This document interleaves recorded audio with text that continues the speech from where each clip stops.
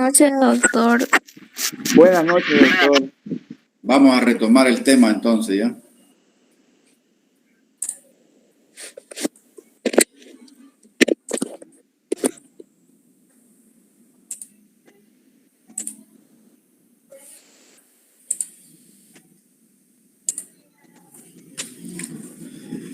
Bueno, estamos en el capítulo de las arritmias cardíacas. Ustedes saben que es fundamental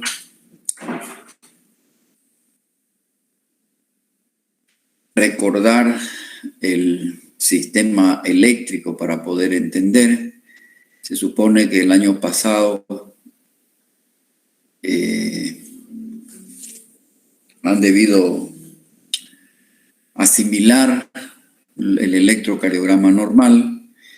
Y me imagino que todos tienen un electrocardiograma. La intención de darles un electrocardiograma era que ustedes puedan ir familiarizándose con los electrocardiogramas anormales. Por lo tanto, es conveniente que identifiquen si el electrocardiograma que tienen es una fibrilación auricular, porque es la arritmia más frecuente y la que estamos llevando.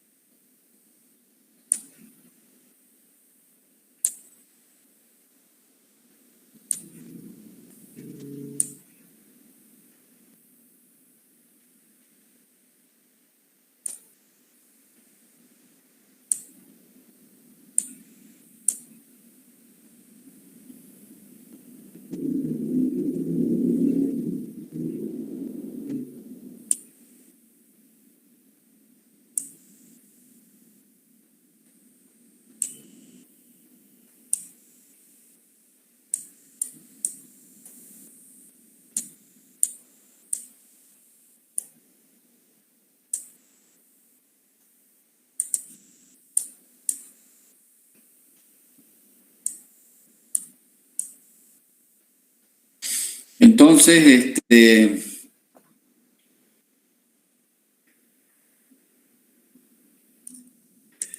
quedamos en que ustedes tenían que haber leído los anticoagulantes, la warfarina. ¿Alguien me puede decir?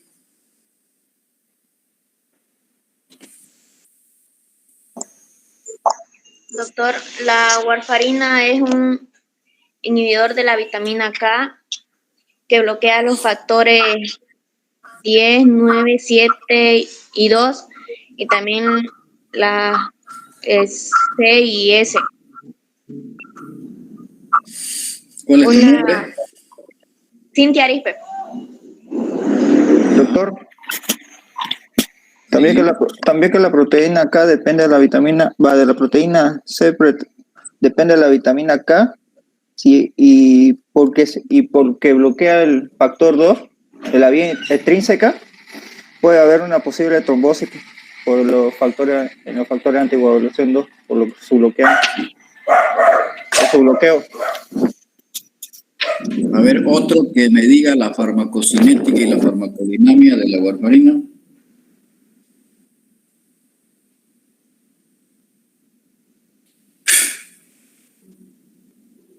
Cuando usted empieza a dar warfarina, ¿a los cuántos días surte el efecto anticoagulante? A los 2 días. Doctor, en la farmacocinética es después de una dosis oral y se absorbe prácticamente en su totalidad con una concentración plasmática máxima que podría observarse en las primeras 4 horas.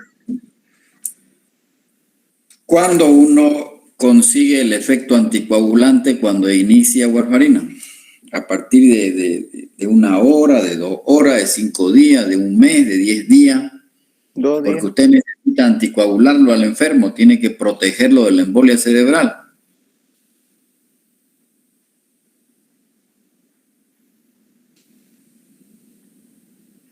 Eso es farmacocinética y farmacodinámica, ¿no es? Doctor, el efecto anticoagulante se inicia de 8 a 10 horas después de su administración y después el efecto máximo se alcanza en 72 a 96 horas.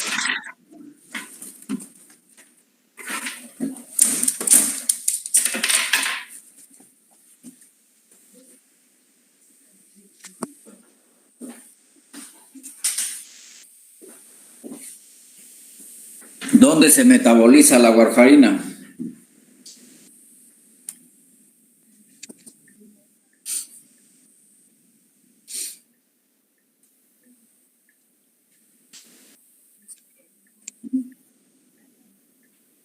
En el hígado. ¿Por dónde se elimina y por dónde Se metaboliza en el hígado. ¿Qué sistema enzimático utiliza la warfarina para metabolizarse?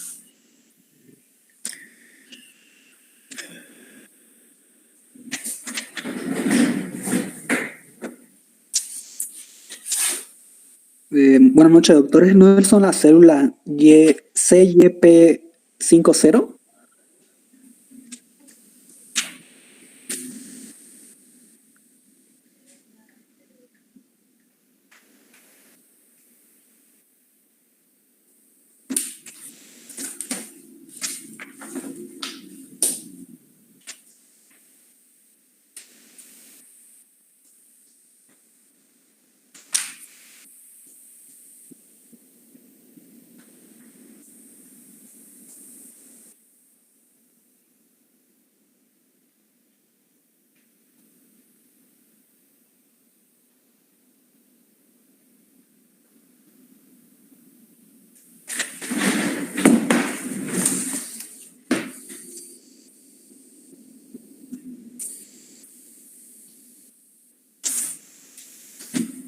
Tienen que seguir revisando porque al parecer no está bien clara los conceptos. O sea, no se olviden que es fundamental que uno conozca el producto que receta, ¿no? Buenas noches, doctor. Doctor, yo averigüé una de las drogas que se utiliza para poder revertir la fibrilación auricular y una encontré que es una de las más utilizadas, es la amiodarona, doctor. Pero no estamos hablando todavía de eso, estamos hablando del anticoagulante porque es lo más importante. Doctor, buenas noches, hablando un poco también de las contraindicaciones, son sangrado intenso, orina de color roja, marrones, heces oscuras, dolores de cabeza, estómago, malestares, hinchazón de las articulaciones, vómitos de sangre, muchas veces igual la puede aparecer, y cambios en la visión.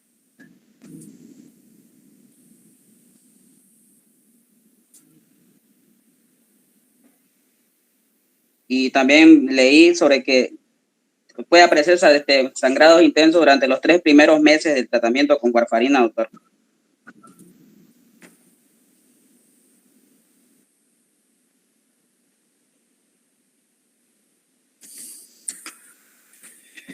Perfecto, entonces es importante que agarren el libro de farmacología y lean bien la warfarina porque se van a encontrar con enfermos que vienen tomando un anticoagulante y pueden venir a preguntarle, ¿qué hago, doctor? Mire, estoy sangrando por la nariz. ¿Qué tabletas toma usted? Tomo la warfarina, doctor.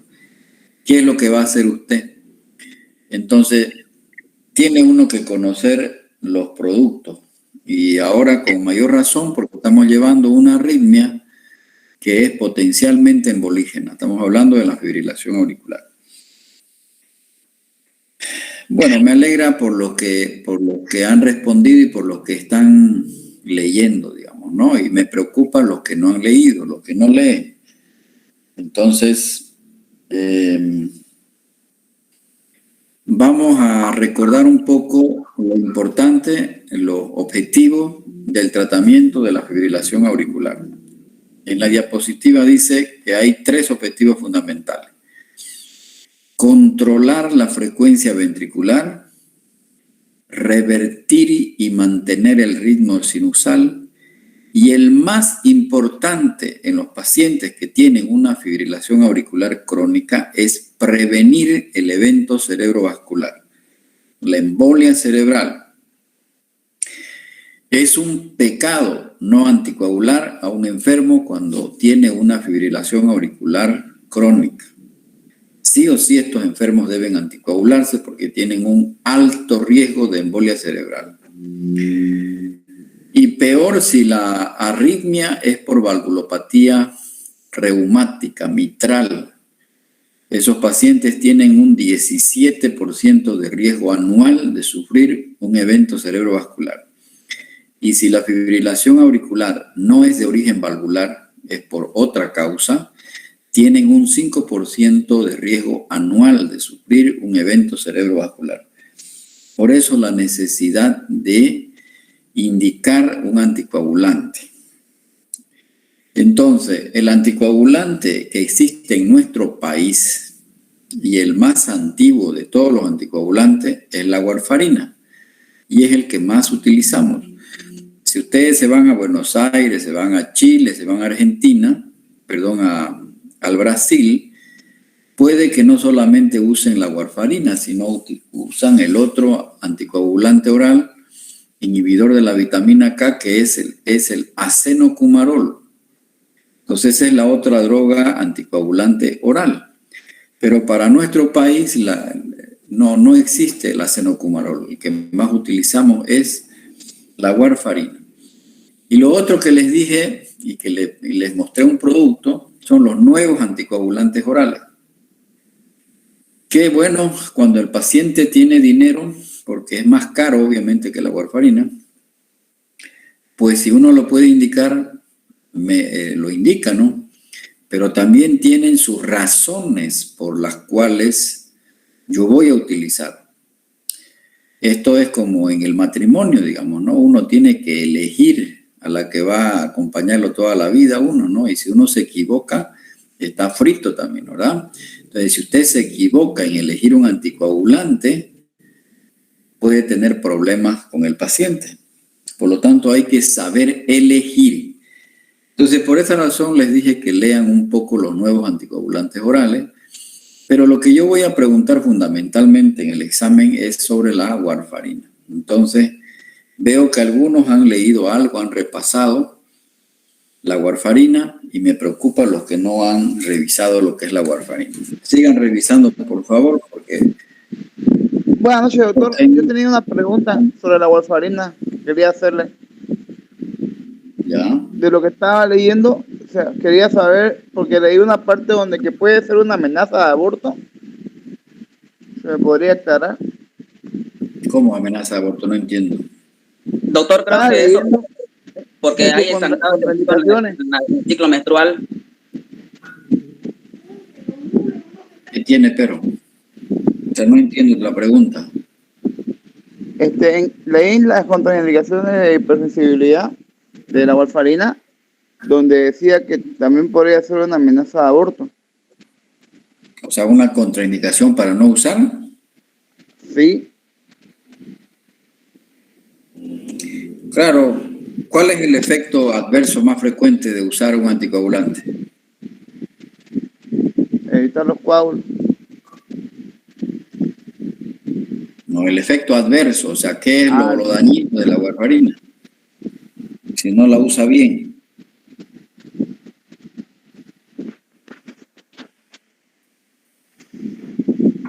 Si no se usa bien, doctor, pues puede ver hemorragia. Por eso es que hemorragia, o sea, por eso es que está relacionado, por eso es la pregunta sobre la amenaza de aborto. Una paciente con amenaza de aborto tiene riesgo de sangrar, ¿no? ¿Verdad? Entonces, el principal efecto colateral de la warfarina es la hemorragia, porque es un anticoagulante. ¿Qué es lo que va a hacer el anticoagulante, la warfarina? ¿Qué hace con la sangre en concreto la warfarina? ¿Qué es lo que hace?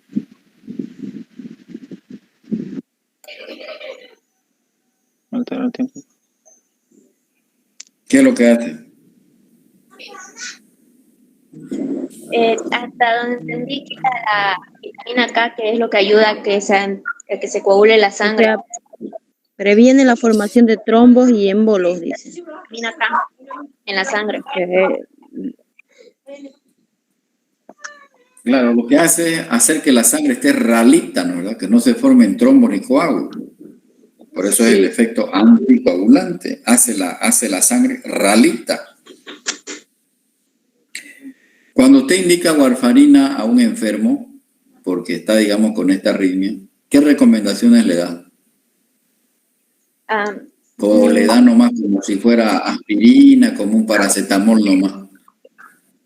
No, doctor, no tiene que consumir alcohol, ya que el alcohol produce un efecto adverso grave, me parece que potencia la warfarina. También ¿Qué más? si tiene úlceras de sangrado, igual no se puede dar. Y también me salió que cuando tiene mi paciente hipertensión maligna. Y también que hay que hacerle seguimiento con el tipo de protrombina y el INR. Ese es el control. ¿Y cada qué tiempo debe hacerlo? Eso no encontré, doctor. ¿Cada qué tiempo debe hacerlo? El tiempo de protrombina. ¿Cuánto es lo normal del tiempo de protrombina? 10 a 14 segundos. No.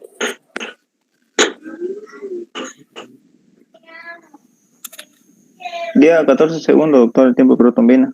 Y el INR cuando se usa warfarina sería lo normal es de 0,93 a 1,3 y cuando se usa protrombina hay un aumento de 2 a 3 en el INR. Entonces mensualmente hay que controlar con el tiempo de protrombina, con el INR, ¿no verdad? Con el INR, tienen que ir a leer qué es el INR, por qué se llama INR.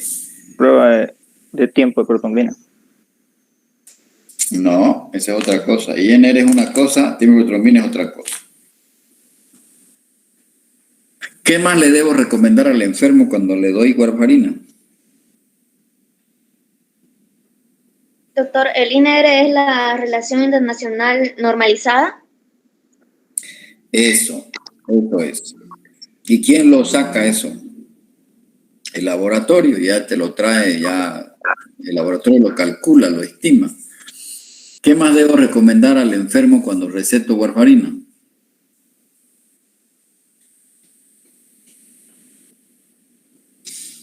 La medicación que toma, doctor, hay medicamentos que pueden aumentar el tiempo de protrombina y hay otros que pueden disminuir el tiempo de protrombina, ayudando así a la warfarina. Pero aún así siempre hay que ser precavido, digamos. Por ejemplo, aquí en el libro está que la disminución del tiempo de protrombina son, por ejemplo, la rifampina. Esa el tiempo de protrombina. Después también hay los diuréticos. Inclusive hay enfermedades como ser el hipotiroidismo, que disminuyen más el tiempo de protrombina. De acuerdo. ¿Qué más hay que recomendarle al enfermo en forma concreta cuando toma warfarina?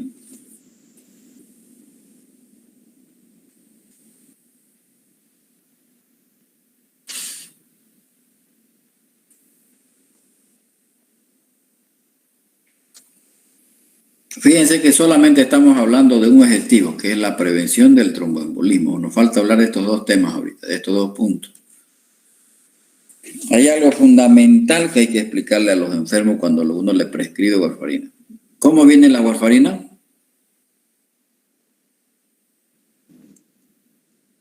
Presentación. ¿Cómo viene la warfarina? Comprimido de 5 miligramos y envase por 100 comprimidos. En comprimidos de 5 miligramos. Eso de envase de 100 comprimidos, eso no hay de qué preocuparse, porque puede venir de 10, sobres de 10, de 20, de 30, no hay que preocuparse. Lo que importa es cómo viene, de cuánto es la dosis. 5 miligramos. Comprimidos de 5 miligramos, no viene en otra presentación. Solo viene así.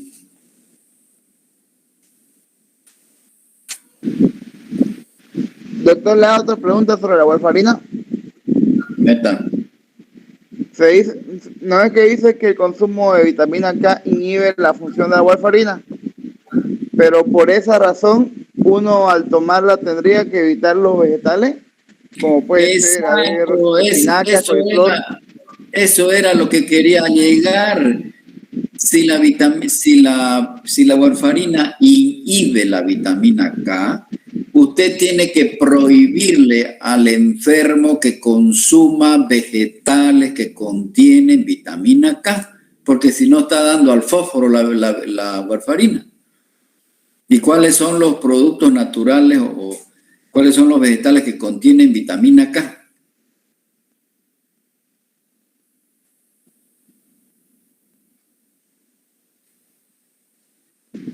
Las verduras. Las verduras verdes, puede como ser como espinaca, las coliflor. Todo lo verde, todo lo verde. Entonces usted tiene que decirle al paciente que no puede consumir alimentos verdes, vegetales verdes, porque si no va a ser al fósforo su warfarina. Nunca va a llegar nunca va a poder controlar bien su INR, su tiempo protrombina. No va a poder controlar porque de nada sirve. ¿No, verdad?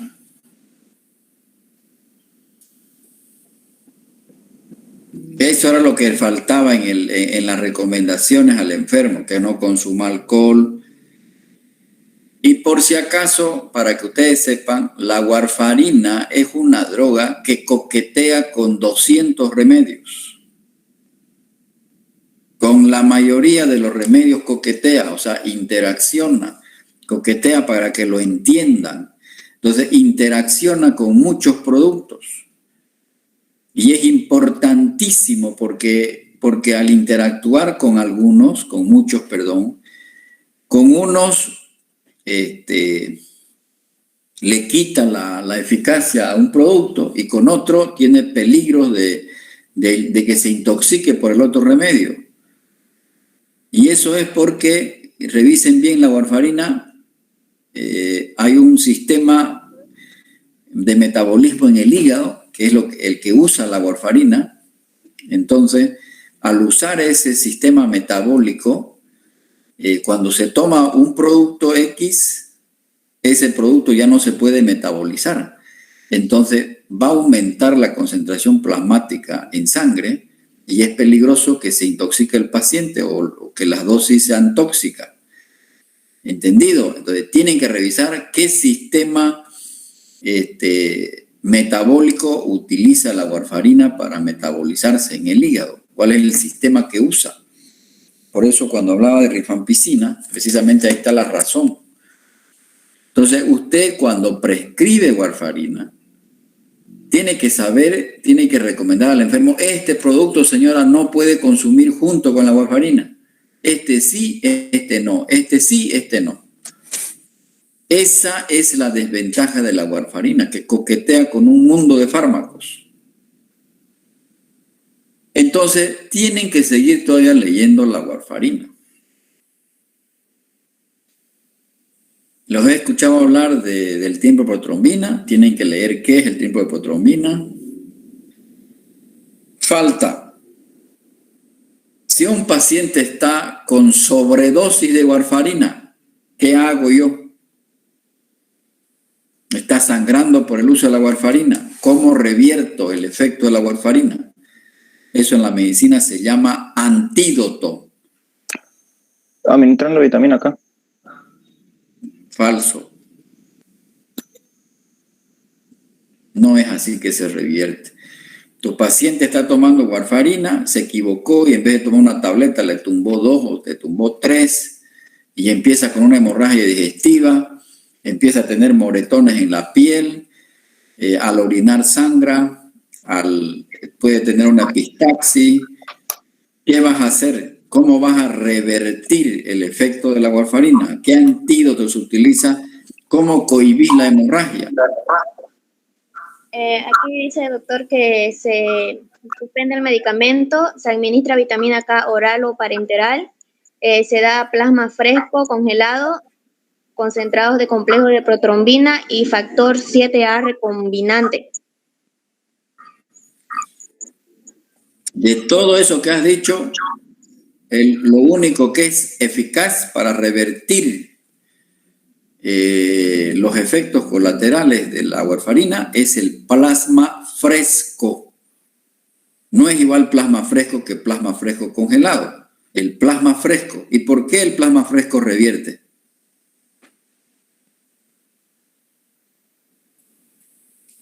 Si un paciente está sangrando por uso de la warfarina, lo primero, claro, suspender la warfarina por un tiempo, pero el paciente lo necesita. Si es un paciente que tiene una válvula cardíaca, no puede dejar de tomar la warfarina, pero está sangrando porque el pobre se equivocó y tomó la dosis que no era la correcta y empezó a sangrar, pero él sí o sí igual va a tener que volver a tomar la warfarina, porque si no se va a hacer trombosis la válvula. O sea, la warfarina se toma, el anticoagulante se toma de por vida.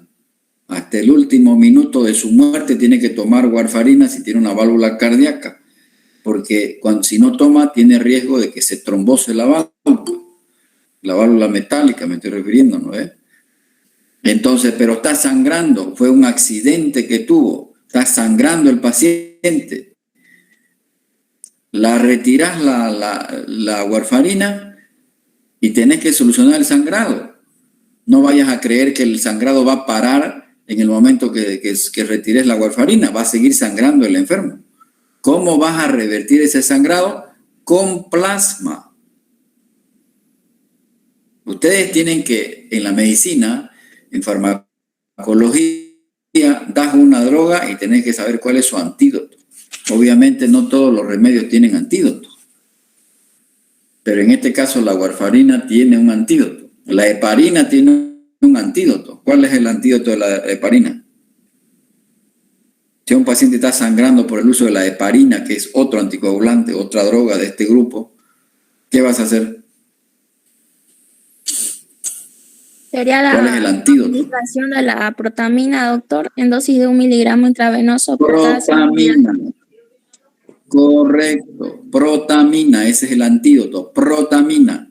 De la warfarina, si bien el efecto es decir, el mecanismo de acción de la warfarina es inhibir la síntesis de vitamina K, pero eso tarda en actuar, entonces lo que yo tengo que hacer es revertir inmediatamente, es decir, controlar la hemorragia inmediatamente, y eso es con plasma fresco. Si no tenés plasma fresco, se te va a morir el enfermo. Peor si es una hemorragia grave, una hemorragia digestiva, una hemorragia cerebral, se te muere el enfermo si no le pones plasma fresco. Ahora, si no hay plasma fresco congelado. Pero vayan a revisar cuál es la diferencia del plasma fresco y plasma fresco congelado. ¿Y cuál es el mecanismo? ¿Por qué cohíbe la hemorragia? Entonces tienen que leer harto, jóvenes, tienen que leer harto. Vamos a avanzar entonces. Entonces, la warfarina es la droga que ustedes tienen que leer como anticoagulante oral. Tienen que saber que la otra droga anticoagulante oral se llama acenocumarol, pero que no tenemos en Bolivia, no hay. Pero que sí en Bolivia ya tenemos los nuevos anticoagulantes orales que tienen sus indicaciones. Ok, el otro objetivo del tratamiento de la fibrilación auricular es controlar la frecuencia ventricular. Ustedes saben que en un paciente con fibrilación auricular generalmente están taquicárdicos. Están con 130, 140, 150, 160 y esto genera una mala calidad de vida. Y lo ideal es revertir el ritmo de fibrilación auricular y convertirlo a ritmo sinusal. Pero no solamente revertirlo, mantenerlo. Tiene que mantenerse, porque si el paciente está con ritmo sinusal, ya no va a tener el riesgo de tromboembolismo y no va a necesitar usar warfarina. Porque usar warfarina de por vida es hacerlo dependiente de la farmacología y hacerlo dependiente del médico al enfermo, y es un gasto económico, porque no es tan barata la warfarina. 3, 5 bolivianos cuesta cada tableta. Entonces, lo cierto es que que hay que controlar la frecuencia ventricular, hay que revertir y tratar de mantener al paciente en ritmo normal y prevenir la embolia cerebral. Ahora, ¿qué drogas utilizo para controlar la frecuencia ventricular? Para que ese corazón esté latiendo 60, 70 nomás, 80. Y hay una frecuencia objetivo, es decir, cuánto debe estar en reposo, cuánto es lo máximo que debe estar en reposo para decir que está la frecuencia controlada, la frecuencia ventricular controlada, y cuánto debiera estar en ejercicio. ¿Y cómo usted va a calcular cuánto está la frecuencia ventricular en ejercicio? La frecuencia ventricular en reposo, pues cuando usted lo acuesta a lo enfermo, lo echa, le mide, estima cuánto es lo que está latiendo. ¿Y qué dicen los protocolos? Que esa frecuencia no debe superar los 118 latidos por minuto. Porque si está más de 118 en reposo, quiere decir que yo no estoy cumpliendo el objetivo. Ese enfermo no va a estar bien en cuanto a su calidad de vida, porque estar con frecuencia alta es como estar corriendo. Y en el esfuerzo, obviamente eso se estima con un holter. Hay que ponerle un aparato en el pecho del enfermo y con el holter me va a permitir saber cuánto es a lo máximo que llega el enfermo y cuánto es lo mínimo, porque también tiene sus metas. En el esfuerzo no debe superar, qué sé yo, los 135 latidos por minuto. Si está más de esa frecuencia en el esfuerzo, quiere decir que no estoy cumpliendo el objetivo de controlar la frecuencia ventricular. Las drogas que utilizo para controlar la frecuencia son los bloqueantes del canales de calcio, el verapamilo y el diltiazem. Estas dos drogas puedo utilizar y son eficaces. El verapamilo es un calcio antagonista, al igual que el diltiazem. El verapamilo viene en tabletas de 40 miligramos, de 60 y de 180. Yo puedo dar 40 miligramos cada 8 horas, o puedo dar 80 cada 12, o puedo dar 180 por día.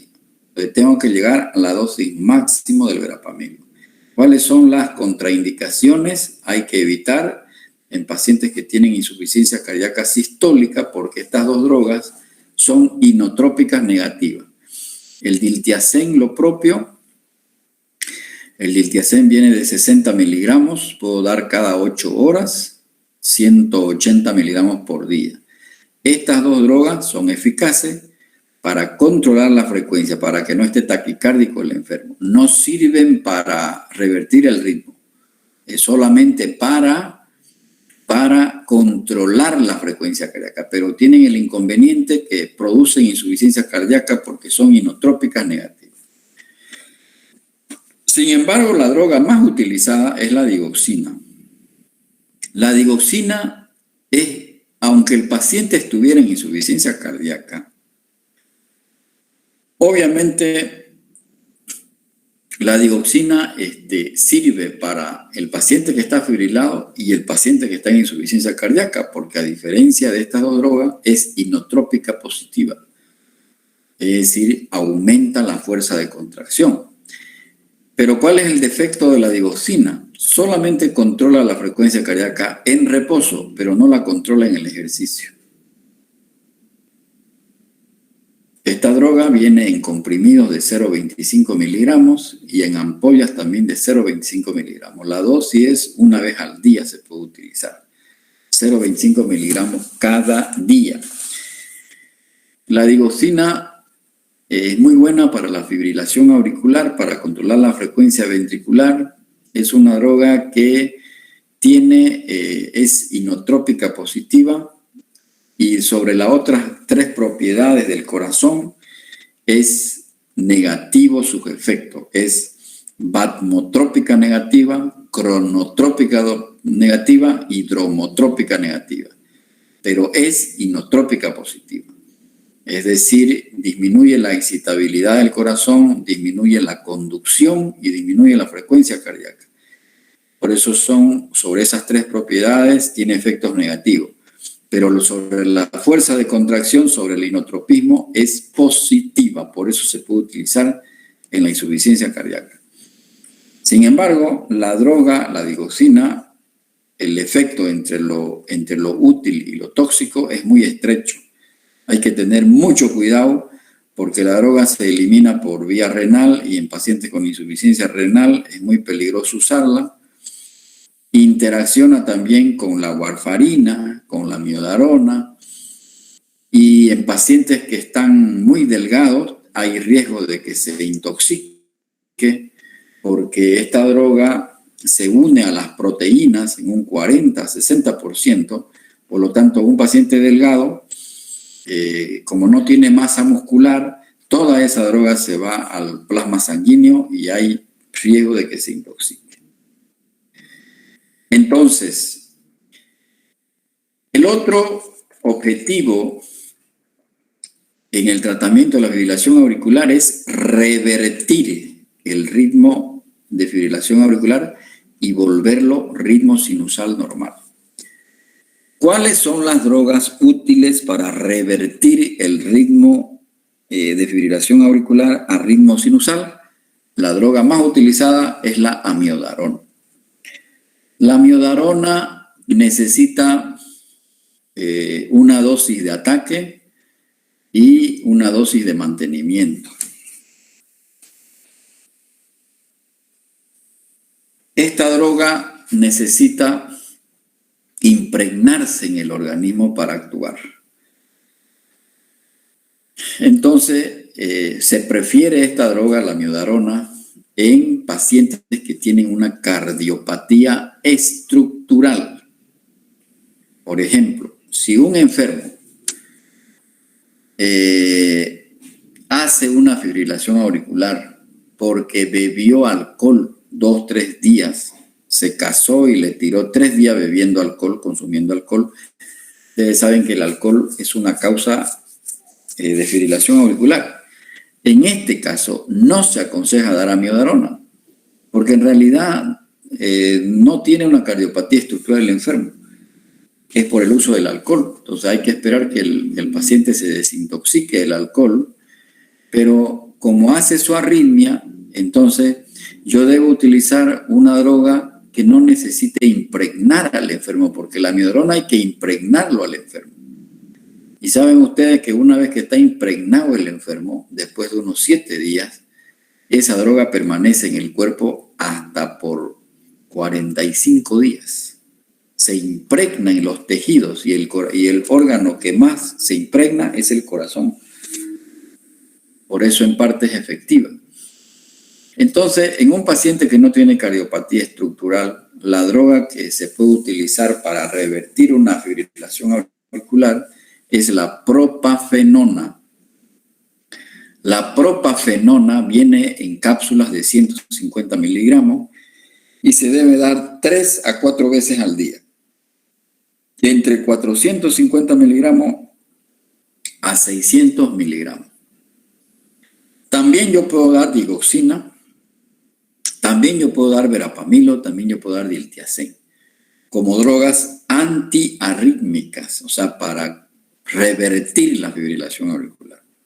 Y en cardiopatía estructural, la droga que se prefiere es la amiodarona. Pero la amiodarona necesita uno impregnar el organismo. La amiodarona viene en comprimidos de 200 miligramos y viene en ampollas de 150 miligramos. Entonces, lo que ustedes van a hacer es revisarme la amiodarona en la fibrilación auricular. ¿Cuánto es la dosis? Y bueno, para indicar el anticoagulante oral, utilizamos un score, que es el score CHATS. Este fue el score que se usó inicialmente, pero este es el score más actual para saber, es un score que se utiliza para discriminar si el paciente va a utilizar o no va a utilizar un anticoagulante. Tiene un puntaje total de 9 puntos. Desde el año 2010 se ha empezado a utilizar, hace más de 10 años. Y fíjense que a cada situación clínica se le da diferente puntaje. Si el paciente está en insuficiencia cardíaca, 1 punto. Si tiene historia de hipertensión o está tomando antihipertensivo o está hipertenso, 1 punto. Si es mayor de 75 años, se le da 2 puntos. Si es diabético, 1 punto. Si tiene historia de un ataque isquémico transitorio o antes de una embolia, se da 2 puntos. Si tiene historia de una enfermedad vascular periférica, infarto de miocardio, enfermedad arterial periférica o un problema de la arteria aorta, 1 punto. Si está entre los 65 y 74 años, 1 punto. AGE viene de edad, de AGE, ¿no? ¿Verdad? La A viene de AGE, en inglés es edad. Y esta categoría de aquí, este factor de riesgo, no lo tenía el anterior score, y ser mujer ya agrega 1 punto. Entonces, yo sumo todo esto.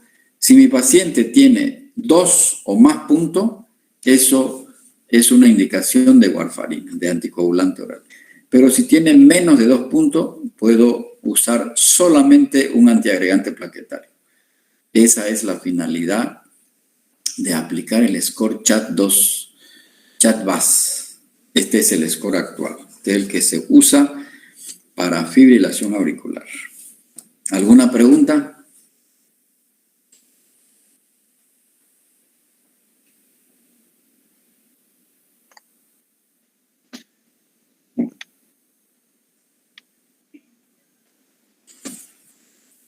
¿Alguna pregunta?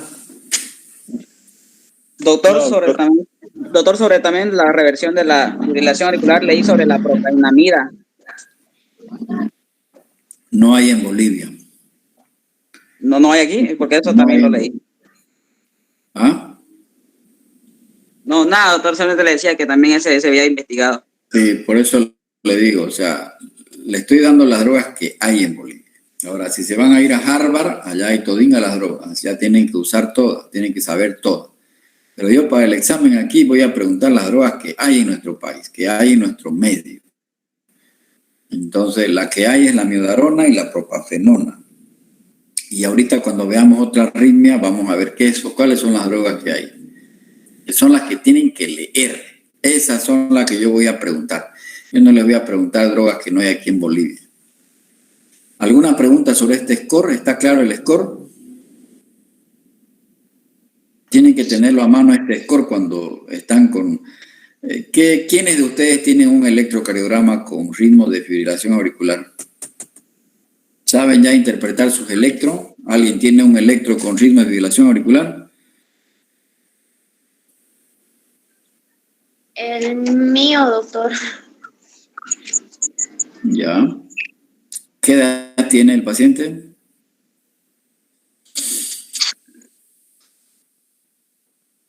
¿Cuántos puntos le da a usted entonces?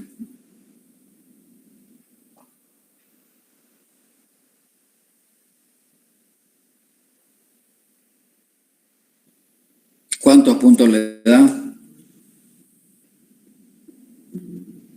Ya, doctora, que lo tenía guardado. Se dice que tiene fibrilación auricular. Sí, o sea, tiene la secuencia en sierra, pero son chiquititas. No sé si eso es fibrilación auricular, porque tiene, y no hay onda P tampoco. Claro, ya hemos dicho cómo se hace el diagnóstico electrocardiográfico en la fibrilación auricular. Son 3 condiciones, ¿no es verdad? Entonces aplique esos requisitos para hablar de fibrilación auricular. Vamos a suponer que tiene FA. ¿Cuántos puntos le va a dar? Aplique el score, pues. Le da no hay, doctor, en mi electrocardiograma. No hay, exacto. ¿Es mujer o es hombre? Ah, es hombre. Entonces no acumula ni un punto, porque no, si fuera mujer ya tuviera un punto. ¿Lo ves? Sí. Entonces, es raro que el electrocardiograma no tenga edad, porque siempre se pone en el electro la edad, el nombre, la fecha y la hora. Entonces, es raro que no tenga edad, es un error de quien hizo el electro. ¿Está claro el score? ¿Pueden aplicarlo? ¿Alguien no entiende este score? porque esto es fundamental. Esto le van a preguntar aquí en la China, el score chat. Este 2, ¿qué significa? ¿Qué significa este 2 de aquí? Los 2 puntos que se da en la letrita que representa. Dos puntos que se da a la AGE, a la edad, cuando es mayor de 75 años. 2 puntos se da si tiene historia de un stroke, ¿verdad? Y esto es categoría de sexo. Aquí hay categoría de sexo y la historia de enfermedad vascular. Por eso está así, VASC. Entonces está claro, ¿no? Entonces en el examen van a ver ejemplos prácticos y usted tiene que ponerle puntaje para saber si da anticoagulante o da antiagregante. Estas son algunas características, las limitaciones de los antivitamina K, es decir, los anticoagulantes. Estrecho margen terapéutico. Cuando usted da warfarina, tiene que controlar el INR mensualmente. Y este INR tiene que variar entre 2 y 3. Pero no para todo tipo de paciente. Dependiendo qué tipo de paciente tiene usted. Requieren medicaciones periódicas del INR. Todos los meses hay que hacerle al paciente INR. Por lo tanto, eso es plata. Necesita dinero al paciente para hacerse un INR todos los meses. El control deficiente aumenta el riesgo de complicaciones hemorrágicas y embólicas. Si es un paciente que no va a poder hacerse todos los meses el INR, mejor no le dé anticoagulante. Porque si usted le da anticoagulante y no se controla y sobrepasa, se equivoca o sobrepasa de dosis, le va a provocar más daño que beneficio, porque ese paciente puede sangrar o al final no cumple su objetivo de prevenir la embolia.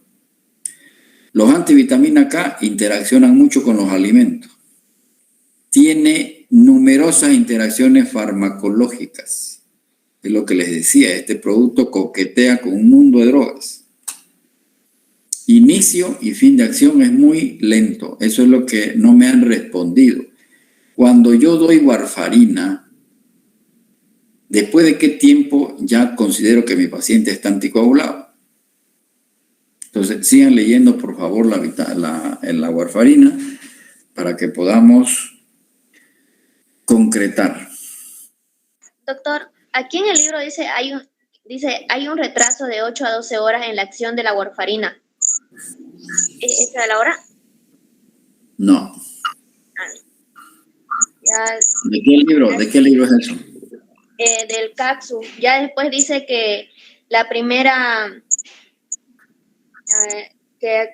dice, estas semividas son de 6, 24, 40 y 60 horas, dice, para los factores de 7, 9, 10 y 2. O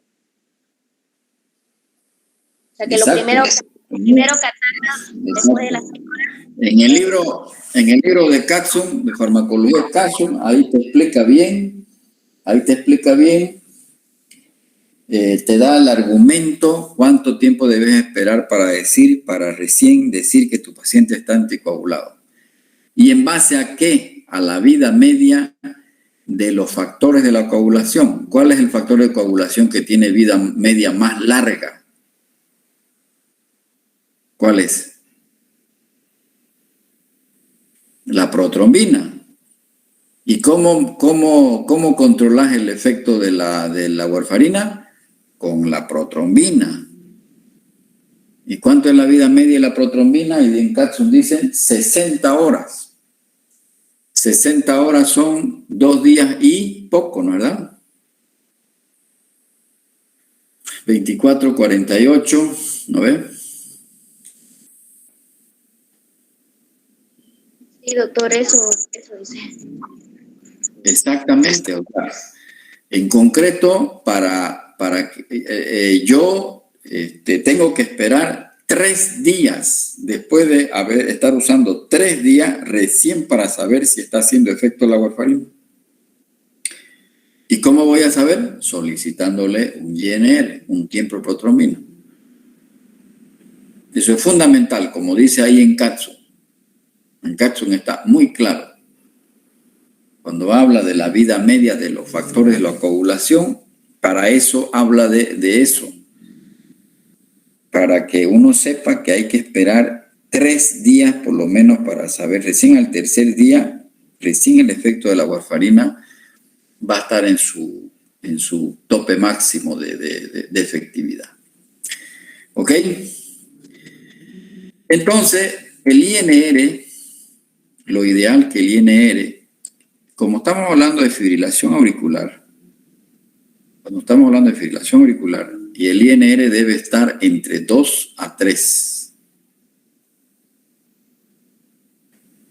Entre 2 a 3 en todas estas condiciones. Tromboembolismo pulmonar. Si tengo un paciente con tromboembolismo pulmonar y uso warfarina, mi INR ideal tiene que estar entre 2 y 3. En cambio, cuando el paciente tiene una válvula que ha sido operado del corazón y tiene una válvula mecánica, el INR tiene que estar más alto, 2.5 a 3.5, porque estos enfermos, si no están con una dosis adecuada de warfarina, puede existir una trombosis de la válvula y eso es fatal. Eso es muy peligroso. En cambio, si tienen todas estas otras condiciones, de todas estas horas a las que tienen que meterse a la cabeza, porque es la que estamos llevando, es esta fibrilación auricular. No valvular quiere decir que no es por una valvulopatía. O sea, puede ser una fibrilación auricular por hipertensión arterial, que es la más frecuente, o una miocardiopatía dilatada, es decir, un Chagas, ¿no ve? Una miocardiopatía dilatada por Chagas. Entonces el INR debo mantenerlo entre 2. Ese es mi objetivo. Y por esa razón yo tengo que controlar cada mes. Si está menos de 2, quiere decir que no está bien anticoagulado. Si está más de 3, quiere decir que está muy anticoagulado y tiene riesgo de sangrar.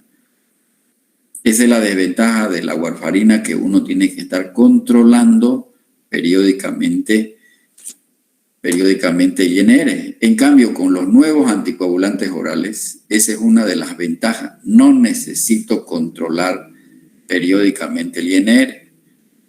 Esa es la gran ventaja. Es económico en el sentido porque el paciente va a evitar ir al laboratorio todos los meses. Esa es una de las ventajas de los nuevos anticoagulantes orales. Y para el examen yo voy a preguntar cuáles son las otras ventajas de utilizar los nuevos anticoagulantes orales. Por ejemplo, yo aquí en mi consulta privada lo evalúo al enfermo y si el enfermo tiene condiciones económicas, le doy un nuevo anticoagulante oral. El que más uso es el apixaban, el que le he mostrado creo por fotografía el otro día. ¿Está claro esto? ¿Cuáles son los métodos no farmacológicos para prevenir la embolia cerebral en pacientes que tienen fibrilación auricular? Les mostré, creo que esto es el cierre percutáneo de la orejuela de la aurícula izquierda con estos dispositivos. Así yo evito darle warfarina, evito que el paciente gaste todos los días su warfarina y evito que el paciente vaya a hacerse la prueba de INR todos los meses. Pero estos dispositivos obviamente son caros. Pero pacientes que tienen recursos económicos, y esos son los adelantos de la medicina. O sea, uno tiene que beneficiarse de los adelantos de la medicina. El flúter auricular, ya lo vimos, ¿se acuerdan? Ya dijimos qué enfermedades producían. Y nos quedamos aquí. La medida de elección para un flúter auricular es la cardioversión eléctrica. Es decir, yo tengo que hacer una descarga eléctrica con 50 joules, porque esta arritmia fácilmente revierte con baja energía, 50 joules. Y la otra droga, cuando yo no puedo usar la cardioversión eléctrica, la otra droga es la digoxina. La digoxina también es eficaz, al igual que la miodarona. Entonces, me van a leer me van a terminar de leer la warfarina y me van a leer 2 drogas más, la digoxina y la amiodarona. Son las drogas más utilizadas en las arritmias cardíacas. Digoxina y amiodarona. Para la próxima clase, para el próximo miércoles, podamos absorber todas las dudas. Y la última arritmia, es decir, una de las arritmias también más frecuentes dentro de las arritmias supraventriculares, aquellas que están por encima del nodo auriculoventricular, se llama taquicardia supraventricular, que habitualmente es paroxística. Se inicia y termina en forma súbita. El ritmo es totalmente regular. Usted pone el fonendoscopio al pecho del enfermo y es taca, taca, taca, taca, taca, taca, taca, taca, es rítmica. La frecuencia va a variar entre 140 a 250 latidos por minuto. La onda P no se ve bien, pero ¿cómo diferencio una fibrilación auricular? Porque la fibrilación auricular es un ritmo irregular y este es un ritmo regular. Y se ve bien en D2, en D3 y en ABF. No es visible la onda P. Y la otra característica es que el complejo QRS es estrecho. Mide menos de 11 centésimas de segundo. Hay algunas formas comunes de taquicardia paroxística supraventricular que son las que ustedes van a ver en la práctica, y esta es la más frecuente. Se llama de reentrada nodal. Un minuto de descanso.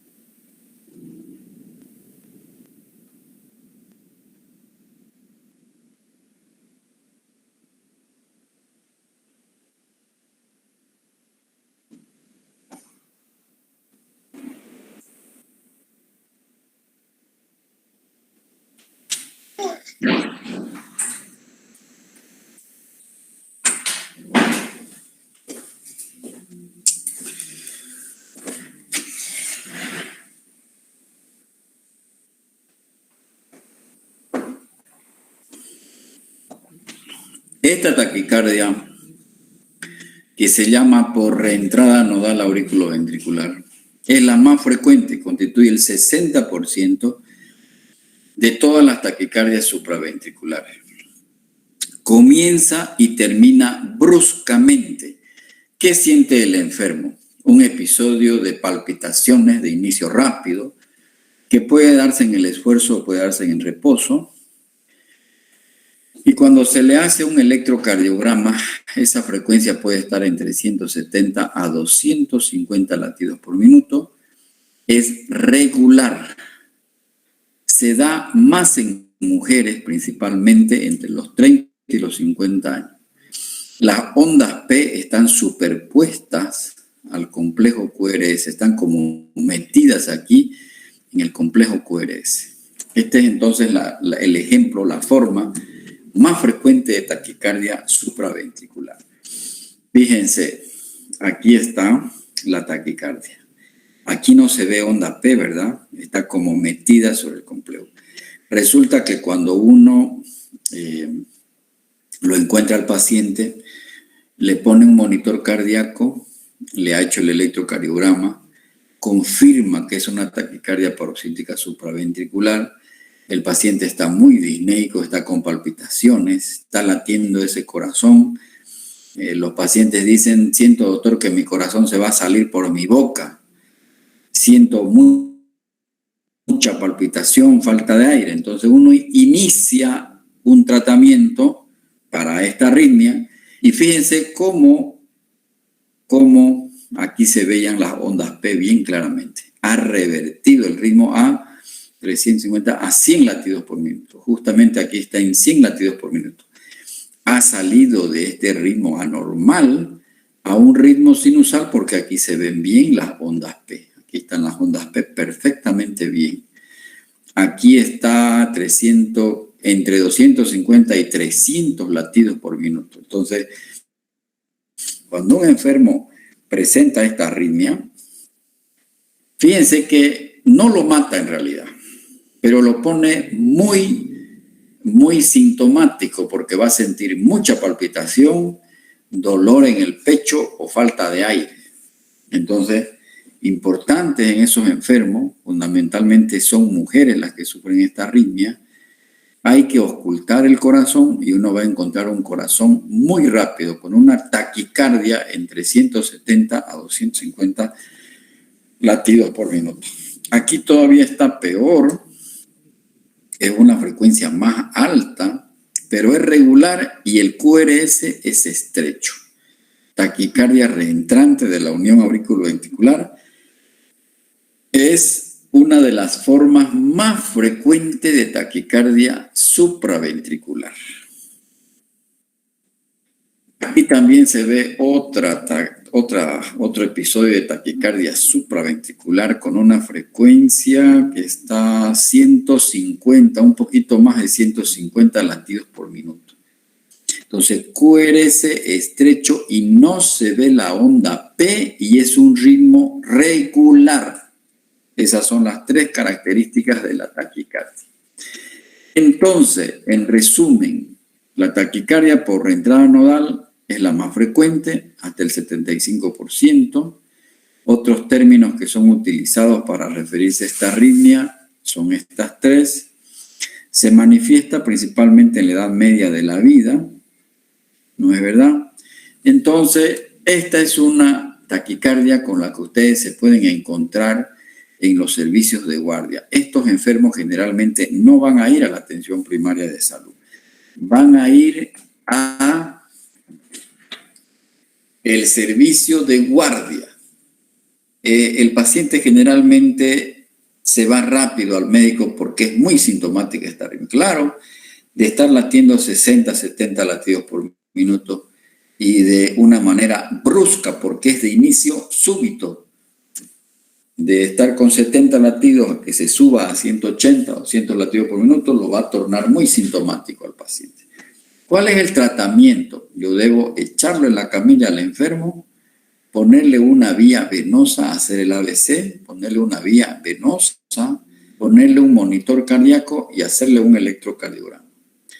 Luego me pregunto si está hemodinámicamente estable o hemodinámicamente inestable. ¿Qué significa esto? ¿Cómo valoro la hemodinamia? Controlando la frecuencia cardíaca, la presión arterial, si está muy hipotenso, eso quiere decir que está hemodinámicamente inestable.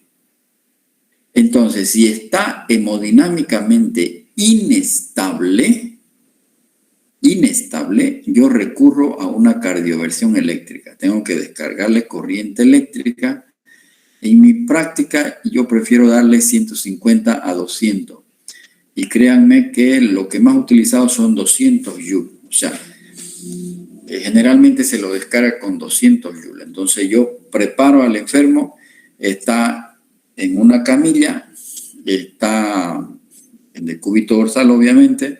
Como está hipotenso, no puedo darle drogas yo antiarrítmica, porque la mayor parte de las drogas antiarrítmicas producen hipotensión arterial. Uno de los efectos colaterales de la miodarona es que produce hipotensión arterial.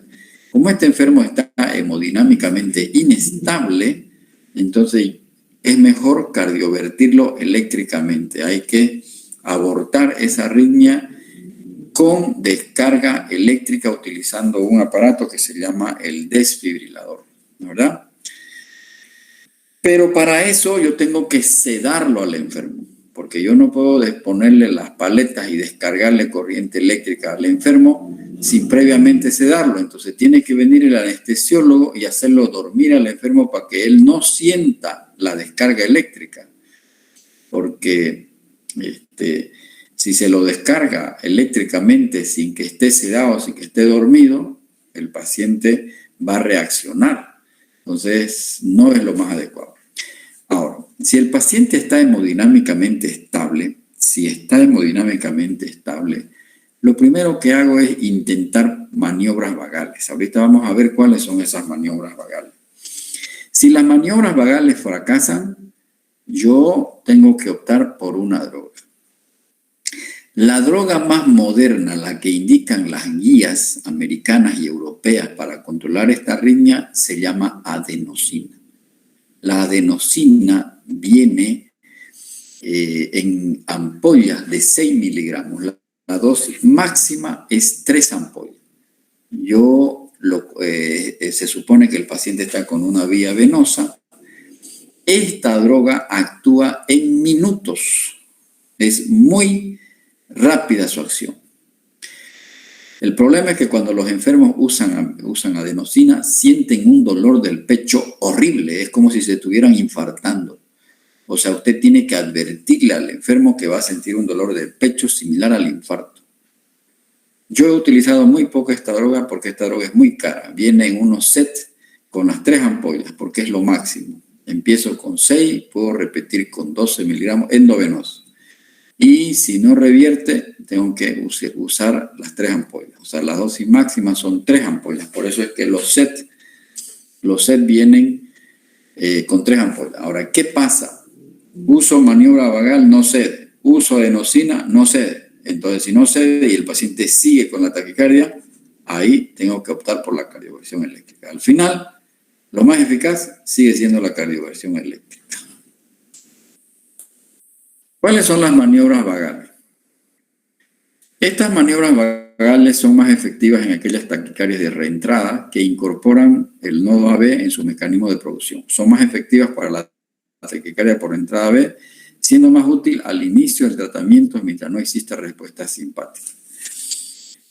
Y las drogas adenosina y el verapamilo es la droga que yo creo que la mayor parte de los médicos que nos formamos la hemos utilizado. El verapamilo viene en ampollas, es un calcio antagonista, viene en ampollas de 5 miligramos y baratísimo.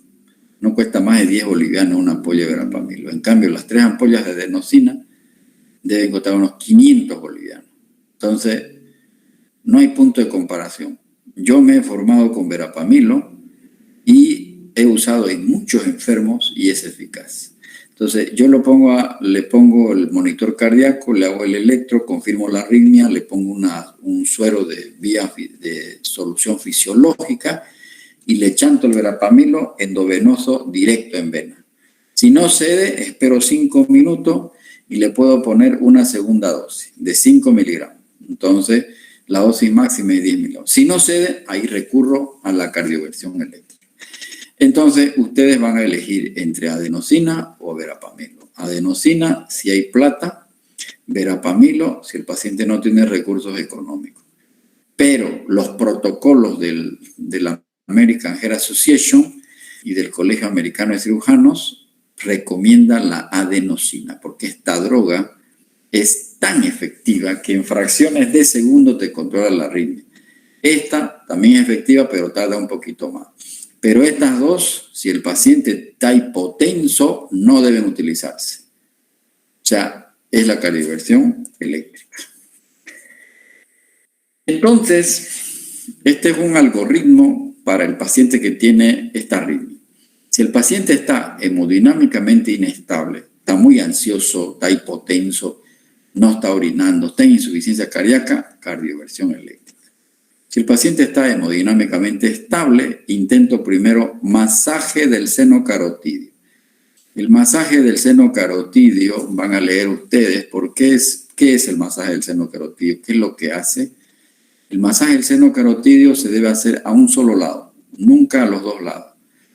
Si no cede con esta maniobra vagal, se opta por la adenosina intravenosa.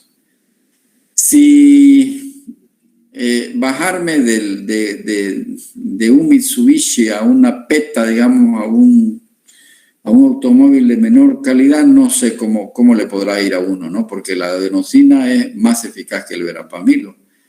Pero les cuento que a veces uno utiliza adenosina, no cede, utilizo el verapamil y la revierto. Yo creo que uno debiera intentar al revés. Primero un verapamilo porque es más barato, y si no cede con verapamilo, optar por la adenosina. Pero ya le digo, según la American Heart Association, esta es la droga de elección. Y en los exámenes te van a preguntar por esta droga. ¿Entendido? Entonces, si no cede en esta secuencia, se opta por la cardioversión eléctrica. Entonces, lo que yo tengo que preguntarme en esta arritmia es si el paciente está con descompensación hemodinámica o no. Si está con descompensación hemodinámica, si está, opto por la cardioversión eléctrica. Si no está con descompensación hemodinámica, opto por la cardioversión farmacológica. Este es el equipo, ¿verdad? El resucitador. Estas son las paletas. Debo ponerle yo gel en el pecho del paciente. ¿Dónde se ponen las paletas? Una se pone en el ápex y la otra en región infraclavicular derecha. Debo ponerle mucho gel para que no le queme el pecho del enfermo. Y la descarga eléctrica, es sincrónica. ¿Qué quiere decir sincrónica? Cuando es una arritmia como la taquicardia supraventricular, yo debo apretar un botón que dice sincrónico. Entonces aquí va a aparecer una señal que me está diciendo que va a disparar, va a descargar la corriente eléctrica sobre la cúspide de la onda R. Eso significa sincrónico. La anchura del QRS es fundamental en la valoración de estas arritmias. Si el QRS es estrecho, es una taquicardia supraventricular. Si el QRS es ancho, es una taquicardia ventricular, que es mucho más grave. ¿Cómo es el ritmo? Si el ritmo es regular, lo más probable es que sea una taquicardia supraventricular o un flúter auricular. Si el ritmo es irregular, entonces se trata probablemente de una fibrilación auricular. Las maniobras vagales aumentan el tono parasimpático. Eso es lo que hacen, aumentar el masaje del seno carotidio. Lo que hacen estas maniobras vagales es aumentar el tono parasimpático. ¿Cuál es el neurotransmisor del sistema parasimpático, jóvenes?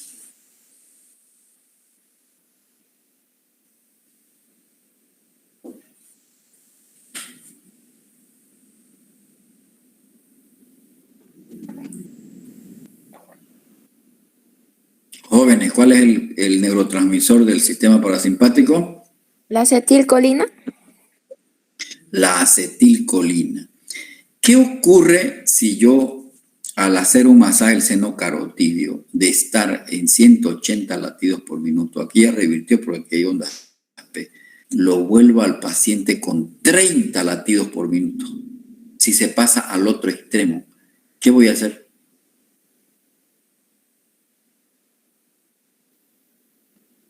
Estaba con 180, 200 latidos por minuto, le hice un masaje del seno carotidio, caramba, y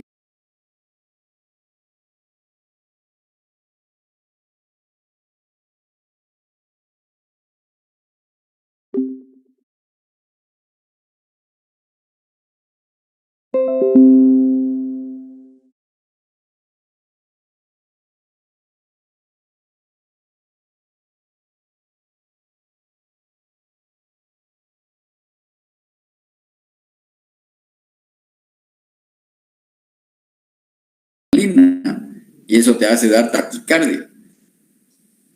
Y entonces ahí actúa el parasimpático para frenar. Y esto, el corazón, nuestro organismo siempre está en un equilibrio.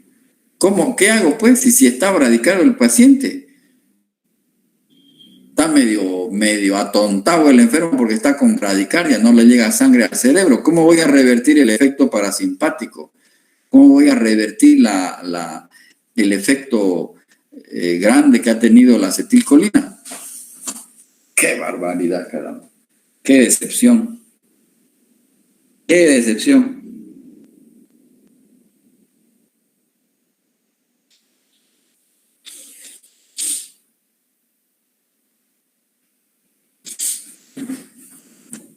No me da la gana, pues no le voy a decir qué droga se utiliza porque esto es básico, ustedes deben de saber.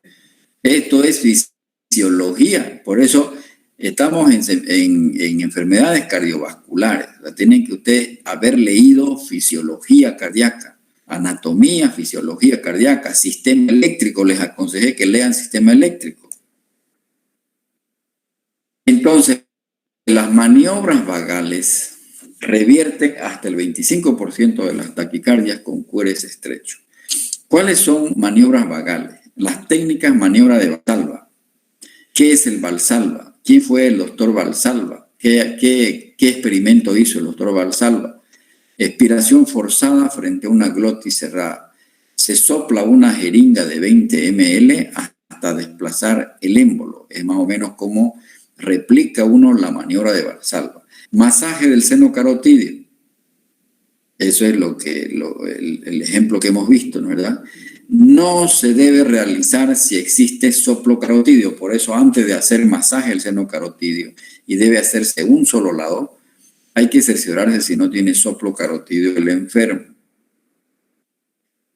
Entonces, frente a una taquicardia supraventricular, si el paciente está, la valoración hemodinámica es fundamental. Si el paciente está inestable quiere decir que tiene todo esto. Está hipotenso, está en shock cuando la presión arterial sistólica es menor de 90, tiene insuficiencia cardíaca congestiva, sus pulmones están llenos de agua, tiene un dolor torácico intenso o disnea, está disminuido su conciencia por disminución del gasto cardíaco o está sufriendo un infarto agudo de miocardio, eso significa que está inestable. Entonces, si el paciente tiene esa taquicardia supraventricular y tiene cualquiera de estos síntomas, la opción es la cardioversión eléctrica sincrónica. Ya saben qué es lo sincrónico, ¿no es verdad? Hay un botón ahí en el cardioversor que uno debe apretar para que sea sincrónico. Sincrónico quiere decir que la descarga eléctrica se va a hacer sobre la onda aérea. Sobre la onda aérea. En cambio, si el paciente está estable, yo puedo optar por las medidas que hemos hecho. Masaje del seno carotidio o drogas. Primero, verapamilo o adenosina. Y si no cede, nos vamos a la cardioversión eléctrica. Entonces, según la American Heart Association, como hemos dicho, la droga de elección para una taquicardia paroxística supraventricular se llama adenosina, que vienen ampollas de 6 miligramos, dosis máximo 18 miligramos. Hay que advertirle al enfermo que cuando se le va a poner esta droga va a sentir un dolor intenso en el pecho y él se va a asustar. Y es de hecho, todos mis enfermos cuando yo he sabido utilizar adenosina han tenido ese síntoma. Segunda elección, el verapamilo, que también es eficaz, vienen ampollas de 5 miligramos directo en vena. El peligro es que hipotense el enfermo. Dosis máxima acá 18 miligramos y acá son 10 miligramos, 2 ampollitas. Hay que esperar 5 a 10 minutos entre una ampolla y otra ampolla. Obviamente el paciente tiene que estar monitorizado, porque si no, ¿cómo va a ver usted que revirtió la arritmia?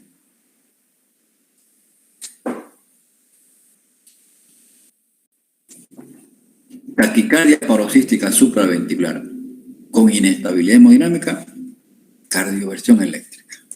Hay que descargarle corriente eléctrica. Un paciente joven que tiene, porque esta arritmia es recurrente, el paciente joven, la conducta más eficaz el tratamiento más moderno para esta arritmia es la ablación por radiofrecuencia. Es decir, hay muchos enfermos que, digamos, revierte la arritmia, se interna en el hospital, revierte la arritmia y yo tengo que darle una droga antiarrítmica. Una de las drogas más utilizadas son los beta bloqueantes, tipo atenolol o tipo amiodarona. Pero si el paciente aún sigue haciendo los episodios de esta arritmia, ahora la medicina moderna tiene este tratamiento, que es la ablación por radiofrecuencia. ¿Qué es lo que hacen? Hacen un estudio que se llama estudio electrofisiológico, detectan el lugar, el foco que genera la arritmia y lo queman el nervio y se acaba el jabón. Muerto el perro, se acaba las pulgas. Ya no va a necesitar nunca más drogas y se va a acabar los episodios. Entonces es el tratamiento moderno de la taquicardia paroxística supraventricular. Y finalmente, la otra taquicardia de las taquiarritmias supraventricular es la taquicardia sinusal. No es un trastorno primario del mismo corazón, se manifiesta como respuesta fisiológica a estímulos, como un paciente que está con estrés. Cuando ustedes den el primer parcial, van a tener taquicardia sinusal, va a empezar a latir su corazón rápido, porque ahí va a actuar, ¿cuál va a actuar? El sistema simpático, van a liberar noradrenalina y la noradrenalina le va a hacer latir rápido el corazón. Los pacientes que tienen fiebre, los pacientes que han tenido una hemorragia y ha disminuido el volumen sanguíneo, también pueden tener taquicardia sinusal. Va en los casos de ansiedad, en los casos de ejercicio, cuando uno hace un ejercicio, cuando se le baja la presión o en la insuficiencia renal congestiva, el paciente está con taquicardia sinusal. ¿Por qué se llama sinusal? Porque todos los complejos QRS tienen onda P. Esto es una taquicardia sinusal. O sea, el estímulo se está iniciando en el nodo sinusal. Pero es sinusal, es normal porque todos estos problemas no indican que el paciente esté con una cardiopatía estructural, salvo la insuficiencia cardíaca congestiva. Porque los pacientes que están con insuficiencia cardíaca congestiva, como un mecanismo de compensación, se les sube la frecuencia cardíaca. Entonces, salvo esta situación, todos estos factores son normales. No indica que el paciente esté con una cardiopatía estructural.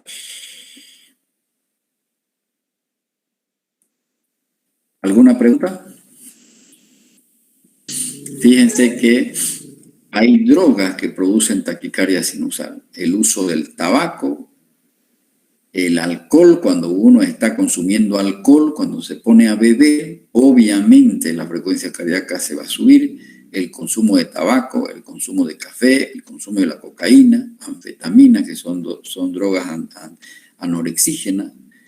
Hay estimulantes adrenérgicos. Fíjense que la anemia también puede producir taquicardia sinusal, el hipertiroidismo, el feocromocitoma, la tromboembolia pulmonar, el estado de shock, ¿no ve? El embarazo puede provocar taquicardia sinusal.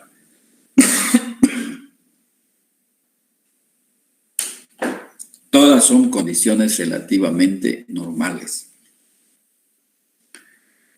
Los antigripales los que tienen pseudoefedrina, ustedes saben que los antigripales en su composición tienen pseudoefedrina, eso puede producir también taquicardia. Y aquí falta el alcohol.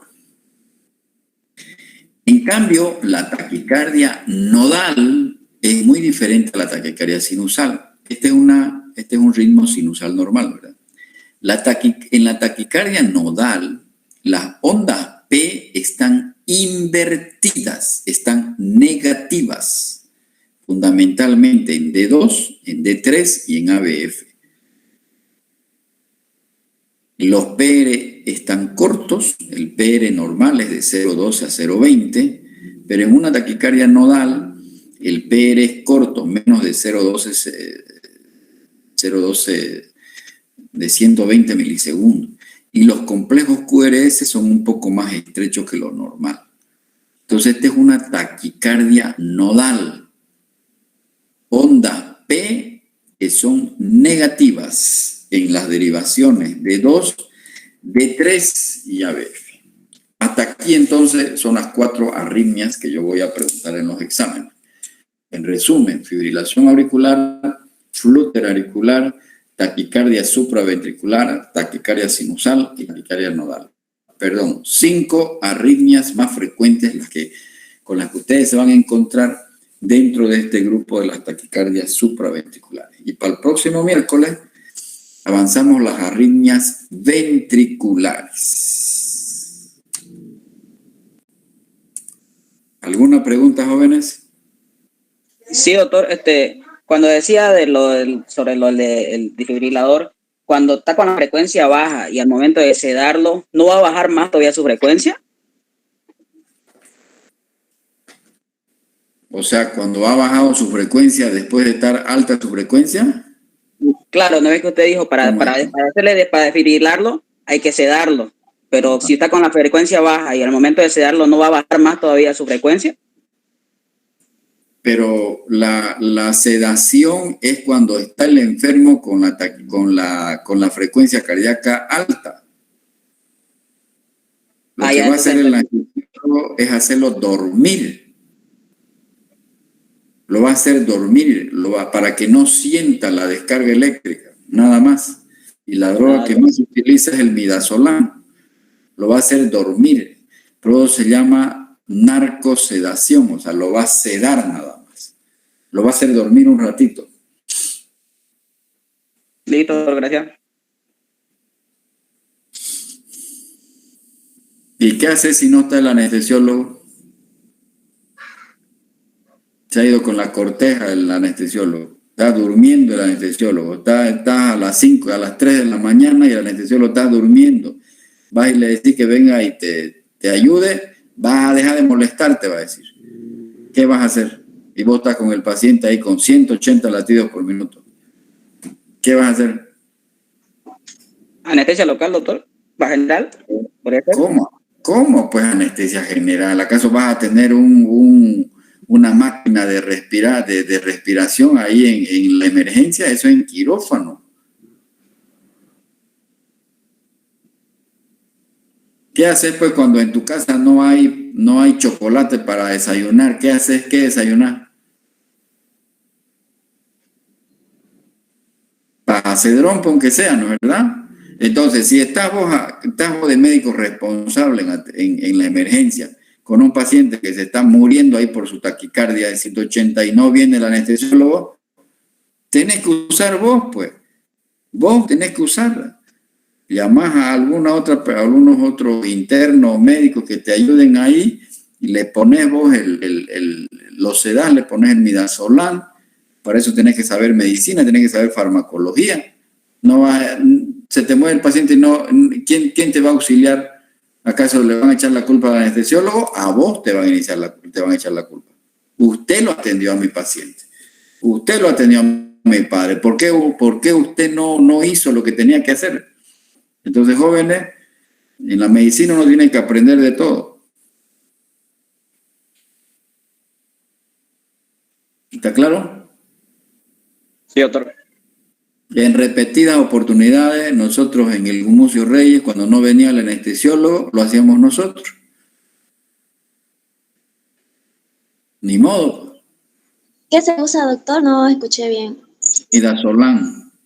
Es una benzodiazepina. O sea, lo que hay que hacer es hacerlo dormir un ratito al enfermo, ¿no? Claro que es peligroso también porque si lo haces dormir un poco, por ahí se le baja la presión, mismo que ya puede estar hipotenso el enfermo, ¿no es verdad? Entra en paro respiratorio, o sea, tenés que tomar tus precauciones. ¿Qué tenés que tener al lado? Un carro de paro, con ambú, con todo. Y no te olvides que el paciente de estar con 180 latidos por minuto, le haces la descarga eléctrica. ¿Cuál es el problema que puede sobrevenir? Que se vaya al otro extremo. Frecuencia cardíaca de 30 latidos por minuto. ¿Qué vas a hacer? Es lo que ustedes no han sabido responderme. O cuando hacen un masaje del seno carotídeo y de estar en 180 se baja a 35 la frecuencia cardíaca. Eso es también anormal. Es como ir en la carretera a 110 kilómetros por hora, se te cruza una vaca y vas a reducir la velocidad a 30, 40. ¿Acaso eso no provoca problema?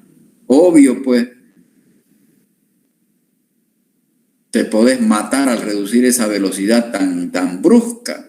Y eso es lo que ocurre con el corazón, por eso tenés que estar preparado.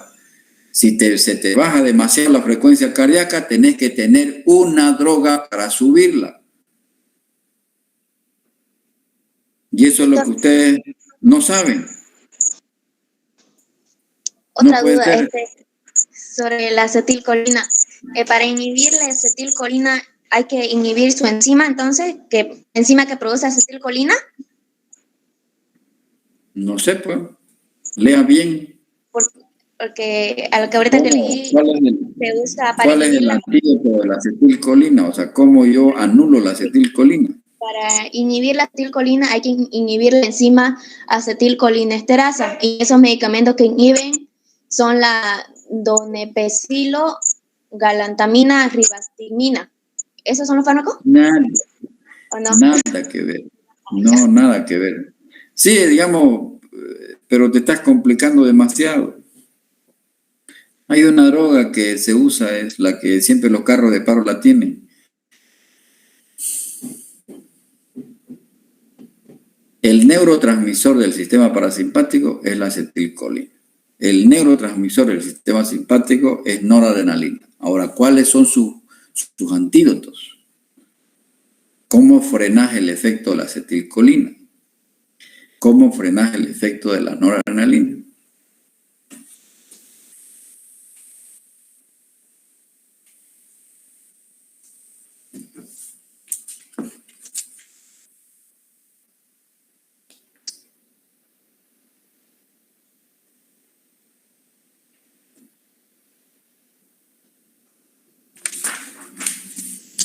Ok, bueno.